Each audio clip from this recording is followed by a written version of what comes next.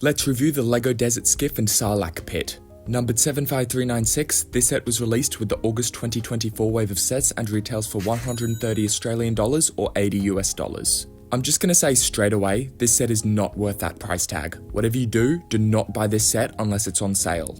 This set has the same box size as the 80 Australian dollar Obi-Wan Kenobi vs Darth Vader set. Just wait until the end of the video where I'll compare this set built to other LEGO sets. This set is for ages 9+ with 558 pieces including 6 minifigures.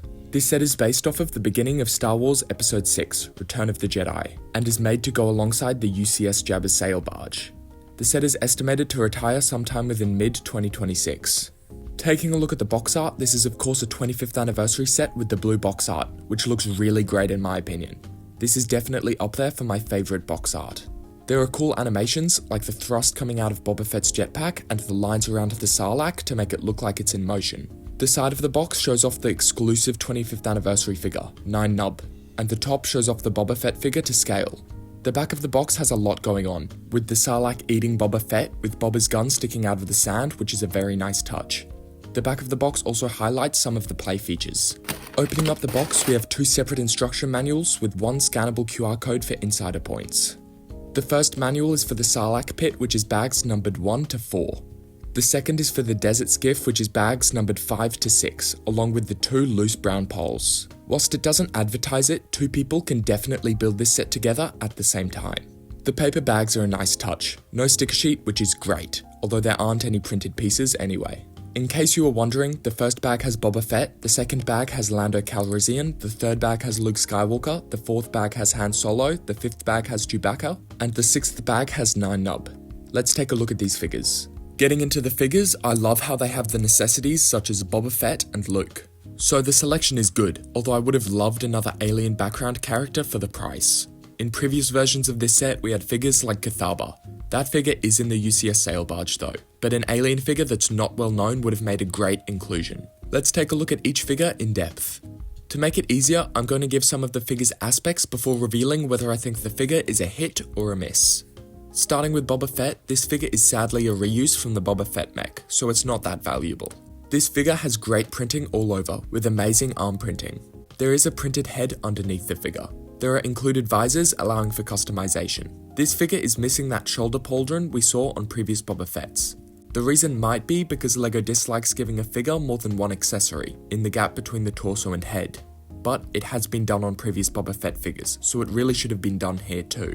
I haven't even touched on how this figure is the Empire Strikes Back version and not the Return of the Jedi version, making this figure entirely inaccurate. But it's still Boba Fett, so if you look past that, it doesn't bother you too much. All taken into account, this figure is a miss because of what it could have been. A new and improved Episode 6 Boba Fett with a cloth pauldron.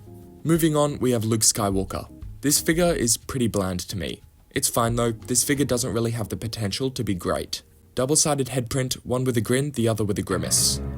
The new hairpiece is an upgrade, but it's too large. It looks like someone laid a floor mop on his head.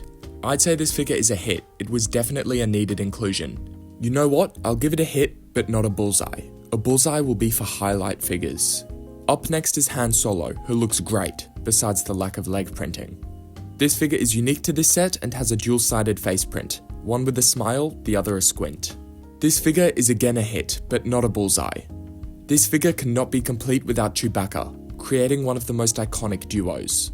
This set includes handcuffs for the both of them. Chewbacca is standard, same figure we've gotten in 18 other sets. LEGO are doing it right with this one. Another hit figure. Next up is Lando Calrissian, who is unique to this set in his Skiff guard armor. I would say this is the best Lando Skiff guard to date. The leg print is an improvement, although the helmet lacks some of the tan detail we saw previously.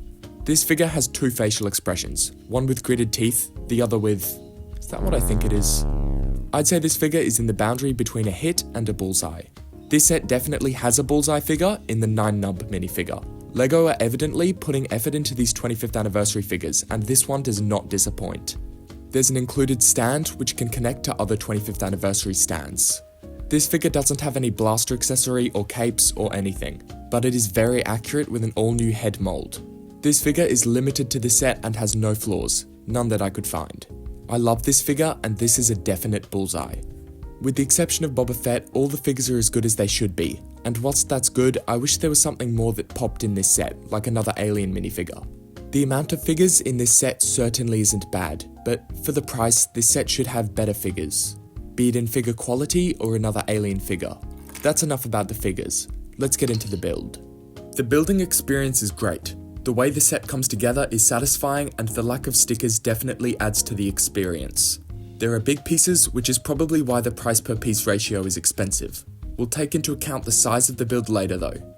Off the bat, the two builds look great together. Both look sleek and detailed, but let's go in depth. Starting with the Sarlacc pit, this takes up most of the pieces in this set and is very detailed. The build is very tiled off, and most of the pieces go into creating the sand around the pit, which adds depth to the Sarlacc. However, this awesome sand around the pit aesthetic is ruined at the back, where it's black instead of tan, which makes the build look unfinished. There's also some blue and green pieces peeking from underneath the build, but they aren't too noticeable.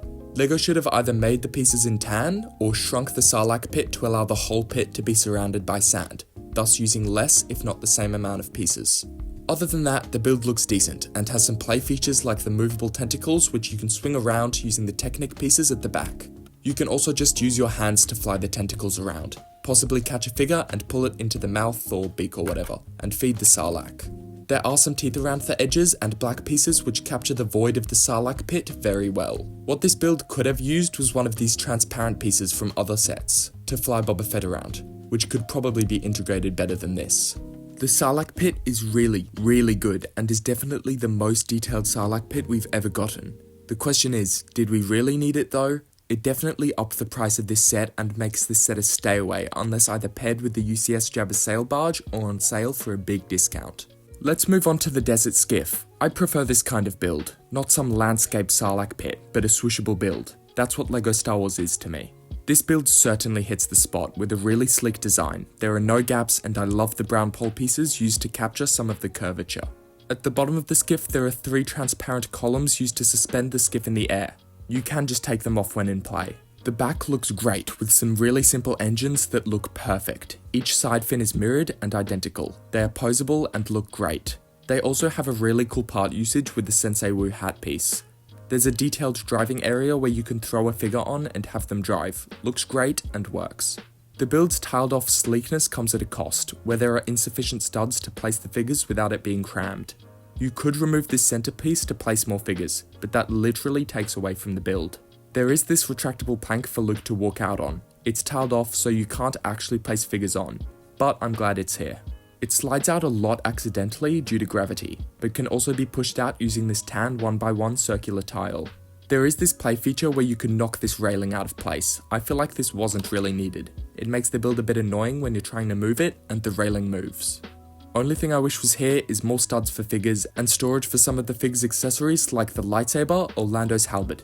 Other than that, this is a build with an incredible aesthetic. When you put these builds together, they really complement each other. The only problem is that the desert skiff isn't high enough to actually hover above the Sarlacc pit.